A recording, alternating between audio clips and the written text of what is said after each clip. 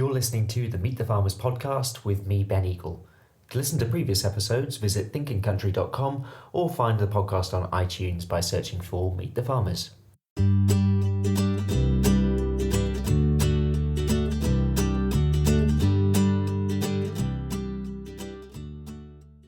Hello and welcome to episode 16 of Meet the Farmers. Now this podcast is all about showing the breadth of the farming world, and today we're turning to, Gala's going to probably correct me when I say a branch of organic farming, but I'm going to say a branch of organic farming called biodynamics.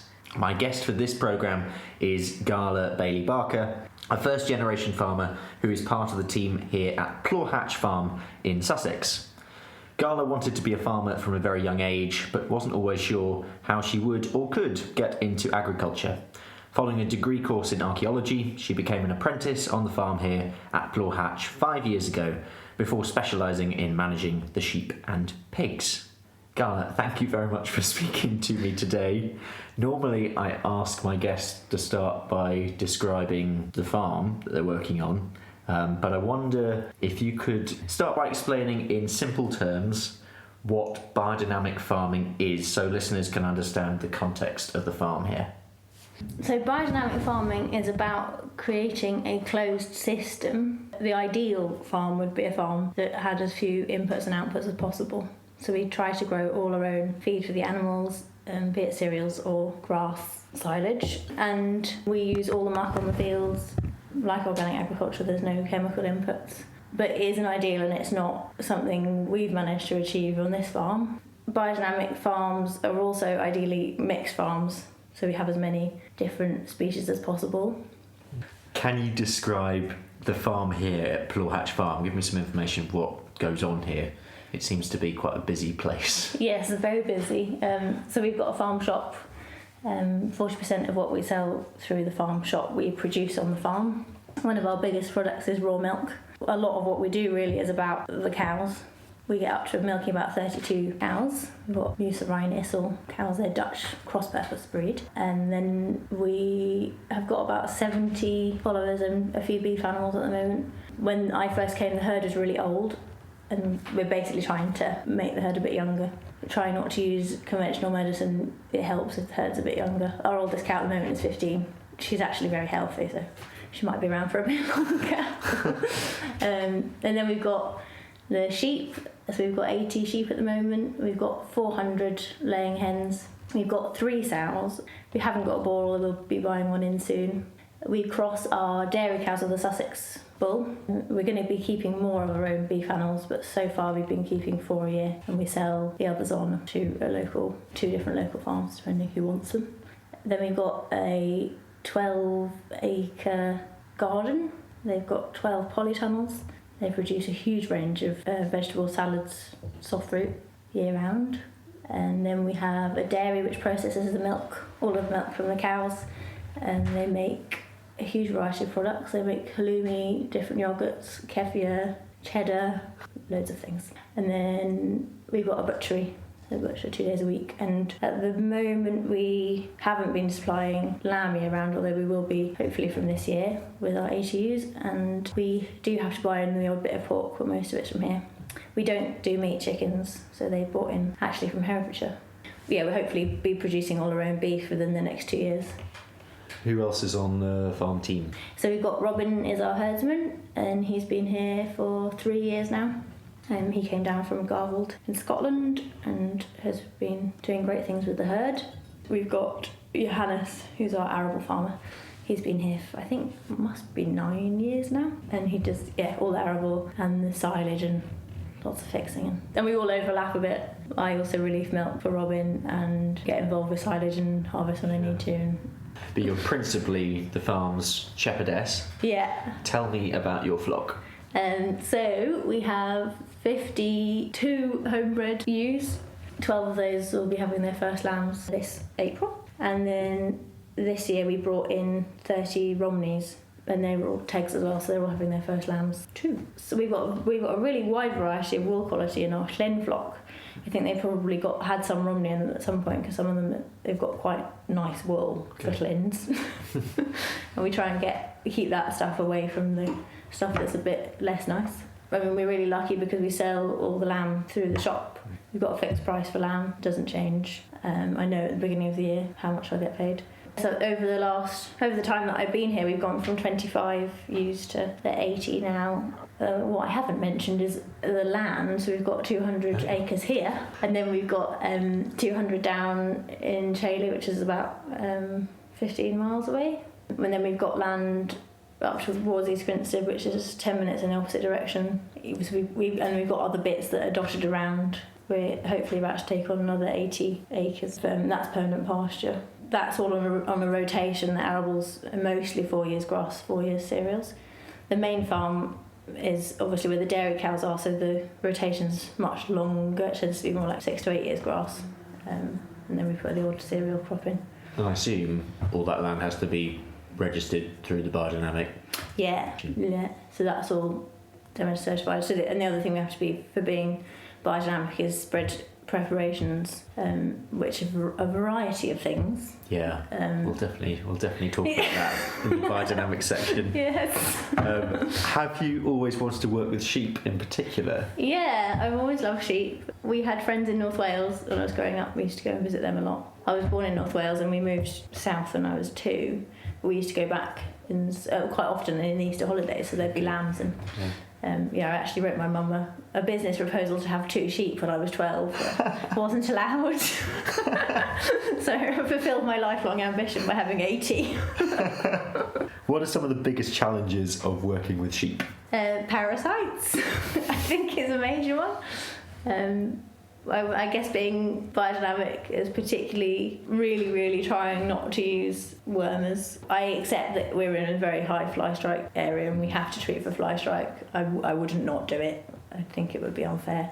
Over the years I've tried a few different things, and last year, I mean, it's hard to know because it might have been a good worm year as well, but we moved the lambs weekly throughout the summer.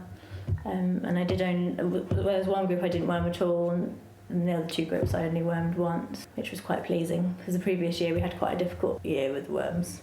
And I mean, the other thing is dog attack in this area. We had a really bad one. The first year I was here, we had a group of brown lambs. There's only 22 of them, and we lost 13 out of the 22. It was like a massacre. And then we've had one since then. We just had 3 lambs that were injured. Ours actually got chased out of their fence onto a road the other day, but luckily there was no harm done to humans or animals because they could have caused an accident. What do you think can be done about dog attacks?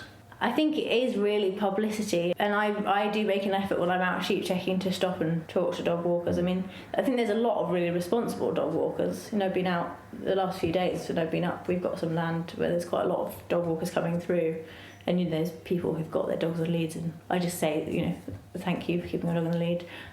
I put up signs as much as I can, but I think people just don't really understand the impact of it in terms of, it's incredibly traumatic for the sheep. When we lost the 13 out of 22, there were still 7 of them were injured. We basically put down anything that couldn't walk, and then I spent like 6 weeks, 2 months squeezing pus out of wounds. I don't think people really realise the impact it has on the farmers and on the sheep in that sense as well. And people also have, people are funny because they say, well, they were going to die anyway. And I think, well, yes, they were going to die anyway, but they were going to go to the abattoir and be killed humanely. They weren't going to be chased around by dogs and cornered and shredded.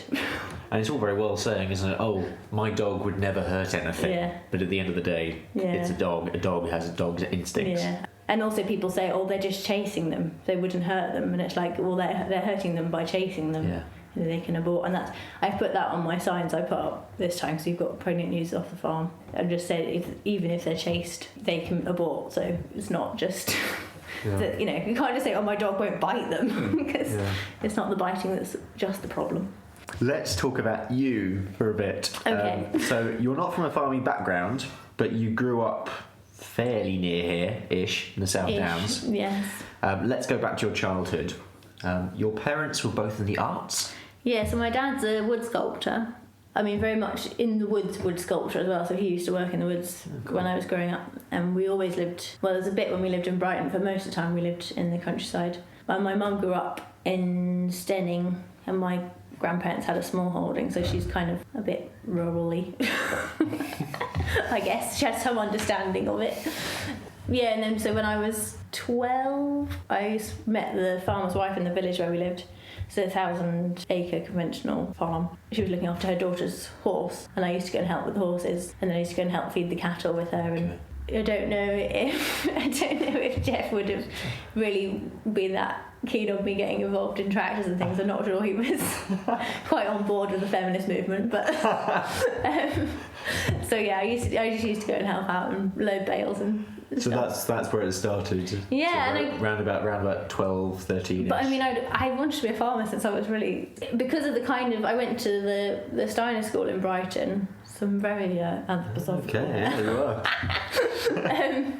And it's very, you know, I grew up with a lot of people who were going to go into the arts or be designers or like, it was kind of, being a farmer was really weird in the universe I grew up in. It wasn't something that anybody else I knew wanted to do. And I guess, there's so many people who do come from farming families, and, you know, that maybe the path's a bit clearer, that there's land to be inherited or land to at least come back and work on. And I didn't have that at all.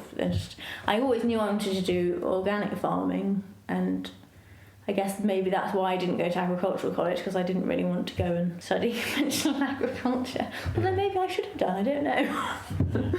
Obviously, going to a Steiner school gives you a slightly different perspective to it. But even at Steiner school, would you say that your teachers encouraged your interest in farming? I don't know if I think I was quite quiet about it. I don't think I really told many people about it, because it was a bit kind of, you know, it was that odd that it was a bit. But I mean, we did, so at the Steiner School, we do main lessons rather than whatever you do. Normal school. So we do a farming main lesson. So we learnt about, and it was very traditional farming, which is quite interesting, because actually I think biodynamic farming is quite traditional in this, you know, small mixed farms, dairy cows and pigs and everything all together in a system. I think it is quite a traditional way of farming, and I really loved doing that at school. And actually, we have the schools coming here. I don't know why I didn't come when I was a kid, because I should have done, because I've been doing it for years. But that we have every year, I guess they're 9-year-olds. They come and camp and feed the chickens and watch milking, and so I think that's quite good in Steiner School that they do that. In terms of the current education system as a whole, what else do you think we could be doing to encourage young people who don't necessarily have any knowledge of agriculture at all, or know that it's even a possible route for them? But it might be the right thing for them to do. What do you think we could do? I mean, it's difficult, isn't it? Because I think the best thing really is to get kids to actually visit farms. You know, there was obviously a lot of rural schools that the kids are around fields and of animals, and, you know, they might have dogs and go for walks and see the countryside. But there's a lot of inner city schools that there's kids that haven't ever seen cows before. And I think getting kids onto farms is a really great thing to do. You know, it might just plant a little seed in their head that they think, when they're in their mid-20s and they think, what on earth am I doing? They might think, oh, remember that time we went to that farm, I thought it was great. You went and did an archaeology degree. Yes. Why archaeology? And I know that you went to York, but so why archaeology and why York? I did archaeology A-level as well. I think I've always found it really interesting. For both of my projects that I did making something for archaeology, I did knot binding, which is like the original knitting, which looks like a net. It's all made up of little loops. And why York, I don't know. I got into a few places, and I thought, although I grew up in the countryside, I went to college in Brighton and been around Brighton quite a lot. I don't really like big cities. York's quite a nice small city. And then you're in your final year, and you're thinking, what do I do next? Was biodynamic farming in your head at that point? No, not really. I mean, in my summers when I was at university, I did and worked for the bushcraft company. So they do bushcraft stuff with kids of all different ages in the woods. a lot in Oxfordshire, really, really amazing woods. And it was a great experience. I was absolutely sick of children by the time I finished. I was like, had thought, oh, maybe I'll go into teaching. No, I won't. I went through a very similar experience. But it was a great experience. I really enjoyed it. And it was a nice thing to do after studying, doing a dissertation and all the academic stuff, which isn't really my forte, although I'm not terribly bad at it. I don't particularly enjoy it. Yeah. So it was nice to just be out in the woods and doing practical stuff. And then I moved, so I guess I'd already moved home, but I wasn't at home very much in the summer. Came home, my parents were away and I was house sitting for them for a bit. My parents had been shopping at Plaw Hatch, and I came and saw it and thought, oh, this is nice. And I thought, well, I don't know what I'm doing, but I should just volunteer. So I came and volunteered. And initially I was still living with them, and I was volunteering a few days a week and working a few days a week in a shop in Lewis. And then they were sort of mentioning, or we were thinking about taking on apprentices. And Rose was already here volunteering, and she said, oh, maybe I'll do it. And I said, oh, maybe I'll do it too. So we applied. And we started, and I moved in January 1st in, I don't know, when was that, 2012 must have been. Take me through what your apprenticeship involved. So I think it was just really gradually, because I think I'm a very practical person, and I looked after horses, which is a very, very pernickety animal to look after, and actually quite a good education in looking after any animal, I think. And I looked after a particularly pernickety horse. So, and I guess I've always been very practical, and I was very physically strong, so in that way it wasn't a problem. Did a lot of rock climbing when I was at university. And initially I just did a lot of, so we feed the pigs and the chickens twice a day. They go out some way, we feed them in buckets. It's a very, very low-tech feeding system, and collecting eggs. So I did a lot of that and going around the animals with whoever was going around animals. I didn't learn to milk while I was an apprentice. Because I'd always loved sheep, I think I really quickly was sort of taking responsibility for them. They were being very well looked after, don't get me wrong, but there wasn't anyone who really loved sheep who was here when I came. So it was a perfect opportunity really for me to just basically have a go, because the other person who was looking after them was doing a good job but was also very new to it. So I basically learnt on the job doing sheep. Yeah, the first 2 summers I was here I did masses of baling. And there's something really special about baling silage, being involved in that process, and then having it come back in the winter, and you're opening bales and remembering the day you made it on a horrible wet day in the winter, and it's like, oh, it's like summer. And so it's really that I really love that we produce our own silage for that kind of connection to the summer and the different parts of the farm you don't see so much in the winter, I guess. Yeah, and I guess I just gradually kind of, I first learnt to drive a tractor by scraping the yard, because you can just dither them out slowly, and it's quite good practice because you have to do lots of manoeuvring. But with sheep I really did just learn on the job, and I think if you have a sympathy for sheep it helps a lot, because they're in a lot of ways they're very delicate animals. People say they like to die. I think maybe they die a lot because people think they like to die, but And the apprenticeship was 2 years. Yeah. Was there a job waiting for you here afterwards, or how did that work? So I did 2 years. I had to do seminars, and there was various bits of coursework, and we did block courses we did plant, animal and soil block courses, so week-long courses about those.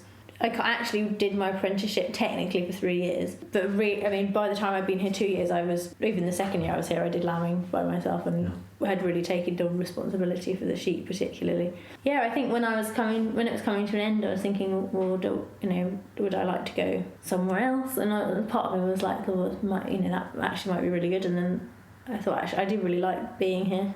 I'd find it incredibly hard to leave the sheep flock at this point. It's a very weird thing, because we didn't have very many to begin with especially, and now we've actually culled out all the ewes from when I first started because they were really old. So every single sheep in the Clin flock I've known since they were born.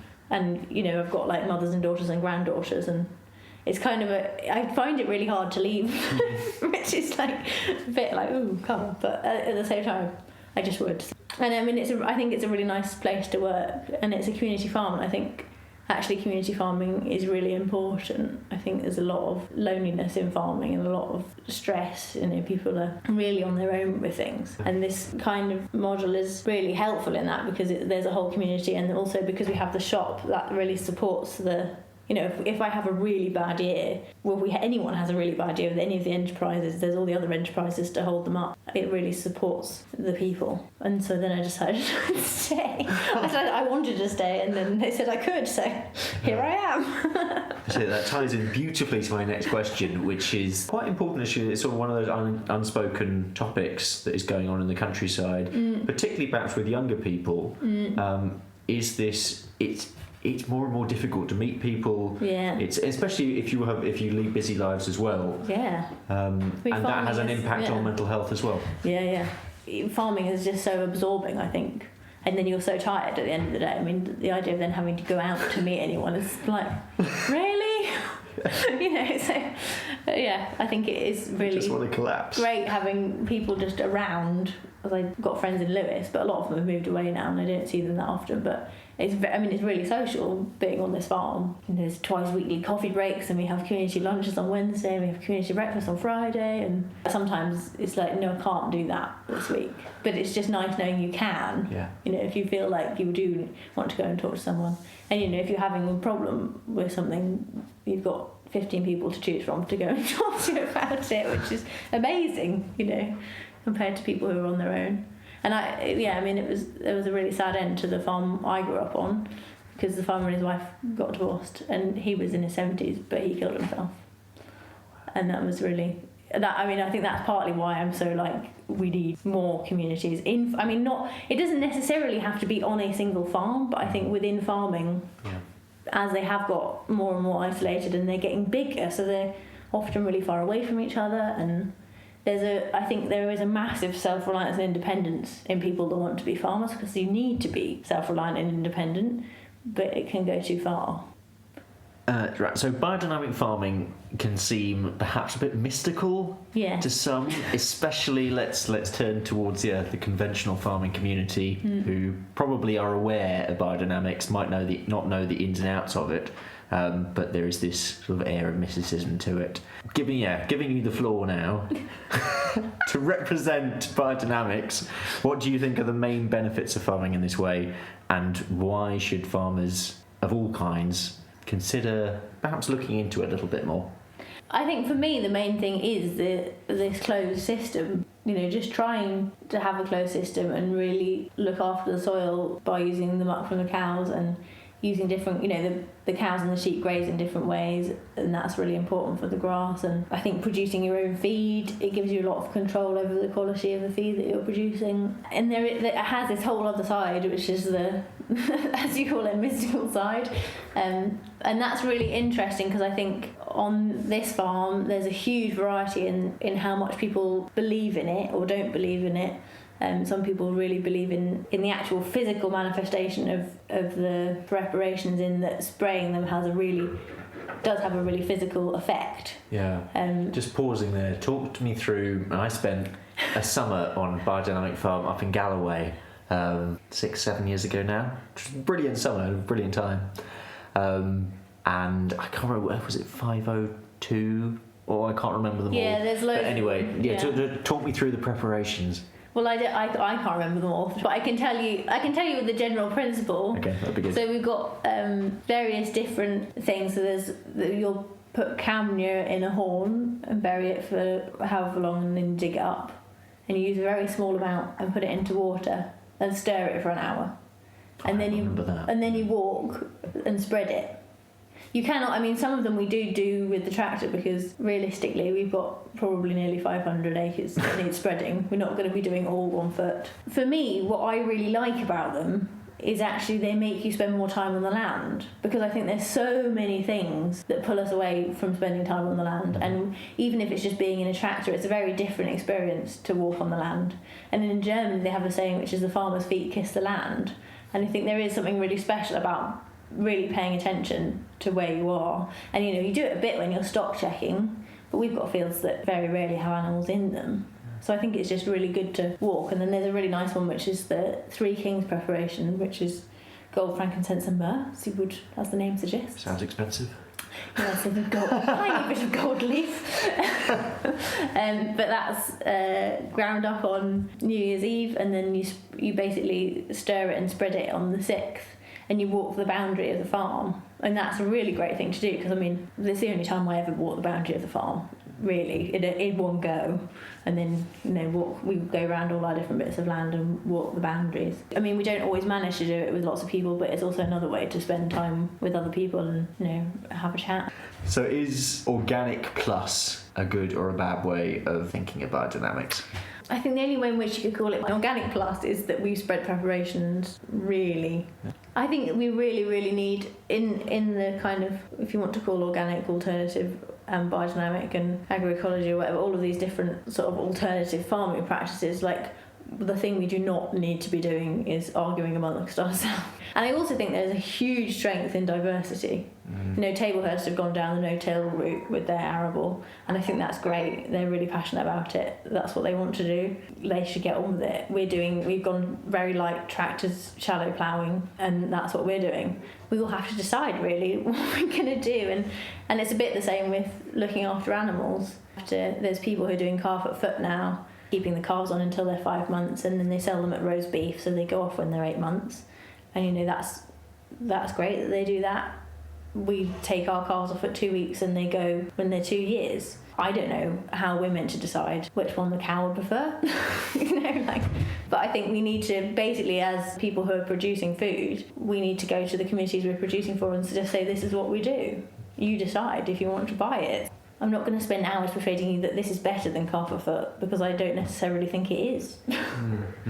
It's an individual choice. Do you think we have a responsibility to be open, as food producers generally, about what we're doing and how we're doing it? Yeah, I think we do. I mean, we're very open. When we're an open farm, so people can come and watch us milking. They can just go around and see the pigs, visit the cows whenever they want to. It can be difficult sometimes. If you've got TB testing, TB testing is a really difficult time. There can be a lot of stress. It's not always like that, but you get a really highly strung cow and trying to get them round, it can look quite traumatic. It's really important to explain to people what we're doing, and it's not necessarily, it's not to do it defensively, but just to say that this is what we do. It's a funny, when I've been milking, people will come to the parlour and they'll ask me about the calves, and so sometimes people ask it in a very level way, and you're kind of thinking, in which way do I answer this question? Because it's slightly unclear from the way they answer their question how hardline they are in any particular direction. But I always just try to just say, and this is what we do. The other concern I sometimes have, and also a bit about Instagram, but also about people visiting here, is they're having their storybook idea of farming confirmed and thinking this is normal. And I think there's so many amazingly run conventional family farms in the UK that have excellent animal welfare, but we do have indoor pig units and caged hens and things that I don't want to eat. That leads me on very nicely to your social media, which you're very active. So if anyone wants to follow you, you are at Farmer Gala on Instagram and at farmergala_ on Twitter. Well, I see you're not really as Twitter. You're not as active on Twitter. Why do you use Instagram? Let's focus on Instagram. And how do you find it useful? Yeah, it actually, just completely for myself, I find it useful. I really like going back through it because it reminds me of things that have happened in the previous year, which is really interesting because it's like a picture diary. It is, isn't it? I mean, I haven't got a diary really. I've got my record books for the animals or whatever, but it's not quite the same. So I really like to go through and remember what happened sometimes. Yeah, I think it's part of just kind of telling the story of this farm, I guess, and I find it really interesting to follow other people and see what they're up to. And I've had a lot of really great conversations with different farmers and some consumers as well on Instagram about various things. Photos are a really good way to speak to people and without having to write long form. But I do really like doing it. Which other farmers should listeners be following on Twitter or Instagram? Well, Nigel, Indie Farmer. I really like this biodynamic farming life. She's in Yorkshire, certainly in the north. I follow quite a lot of American farmers, which is always quite interesting. There's quite an interesting one, which is Five Mary's Farm, and they've got 4 daughters. Okay. And they've got a restaurant. I mean, they just do an insane amount of things. But it's really, what I always find really, really amazing is, they've got, because here we're so health and safety, everything, we're not allowed to have people in the back of the truck and because we're an open farm as well as even more health and safety, they've got their 4 girls on the back of the hay truck all throwing out hay to the cows. They're like, oh, it just looks so fun. And also that's what I used to do when I was a kid, so that's quite interesting to see. It's very different.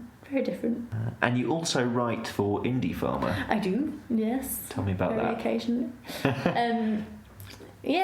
I actually, that happened through Instagram. Nigel messaged me and said, would you like to write? Yeah. Actually, tell listeners a little bit about Indie Farmer, because I don't think we've actually covered it on the podcast so far. Yeah, so Indie Farmer was set up by Nigel Akehurst, who is farming now over in, I guess he's in East Sussex. With his mum and dad, they've got beef Sussex and various sort of Limousin and Continental, and they've got mules. And he was in London and has come back, I think, in the last 3 years to his family farm. He basically gets lots of different farmers to write about their farming. I guess in a similar way to you're trying to cover a broad spectrum, he's also trying to get people who've got different perspectives and different experiences to write. So yeah, it's a great site. And what sort of things are you writing about? I usually almost in a sort of, so I wrote quite a lot about when I first learning to milk, and always write about lambing, how lambing's gone, and I usually don't get to write anything in the summer, and then I write some massive piece about the highlights of the summer. I think it's quite a good thing to do as well, just to write, actually take the time to write about what's happened on the farm, because it's not something that's very easy to do unless you have extra motivation. I really enjoy reading other people's articles, about what they've been up to, and I guess it's a bit like your podcast, that it's really nice to just hear what other farmers have been doing and, what they're thinking about things. Here's a big question. We do like big questions on Meet the Farmers. What do you think is the biggest issue in farming today, and why? It's hard not to say Brexit. Yeah, exactly. But it is. It is. What else? I think in a way maybe it's connected to Brexit. So I was in Wales at Christmas, and I know people who farm sheep in Wales, and I also know hardline environmentalists who think there should be no sheep. Well, basically I was talking to this person and I said, what are they meant to do? Because it's not the sheep. I don't think it's the sheep. It's not the sheep. It's obviously the management of the sheep. But I don't think those farmers who are farming in those places actually have a choice about how many sheep they're stacking onto those hills, because they don't make enough money to not be able to stack the sheep onto the hills. So it's a very complicated issue, and I think it's very easy for people to just say, oh, this shouldn't be there. And you think, but that's an entire culture, a really old culture, and a whole community that you're basically dismissing. And I'm sure there's a much better way to try and have a conversation about it. But I think in agriculture in general, that's a massive problem. We've got a lot of hardline vegans around, but there's also the less hardline animal rights people who want to improve welfare. But just the tightness of the margins in farming, I think, is really, really a problem, because people are put under so much financial pressure. I think it's really hard sometimes for them, as much as they would love to do better animal welfare things, to have less cows in a barn or whatever it is. We really need to talk about that as a society, really. We need to pay more for food. I mean, that's our massive advantage here. We're selling directly, so we haven't got any middleman at all. But the expectation people have of farmers who've paid so little money, I just think it's not really fair. As a young person in farming, and a first-generation farmer at that, what are you most concerned about for the future? I think it's a big problem for people of how you get into agriculture. If I was to set up on my own, I've absolutely no idea how I do it. I haven't got savings. I haven't got relatives I can lean on for cash. I wouldn't really be able to do it unless someone gave me land. And I think land prices and access to land are just a huge problem. And the people I know who do set up by themselves are basically employed. They're not, it's just someone who's decided they want to set up a farm and they've employed a manager. Then there's not necessarily anything wrong with that, but you're never, we've got a problem on these farms, this sort of thing nobody wants to talk about, but occasionally it gets mentioned, that actually how on earth are people meant to retire? If you stayed here your entire life and you've been in tied housing, what happens when you leave? And at the end of the day, if you own a farm, then you're putting in work into something that is an investment really for yourself and for your family. And with this kind of setup, it's not. It's a investment for the community, which isn't a bad thing. You know, I think that's great. But I think it is a question that eventually needs answering, and I think probably will as the farmers age out. Where do you see yourself in 20 years' time? Hopefully with some sheep. And a very good sheepdog at that point, so I don't have to do so much running. Yeah. I mean, I'd really like to still be farming. It is such a vulnerable profession. You just think if you get injured, you're out. You know, there's not anything you can do if you get injured. So hopefully stay healthy and well and keep farming. Can't really imagine doing anything else. I've never really been able to imagine doing anything else. Yeah, I think you said it there already. I think that is the sign that you are doing the right thing for you. That's been brilliant. Yeah, thank you so much for speaking to me. No. And that was Gala Bailey-Barker at Plaw Hatch Farm in Sussex.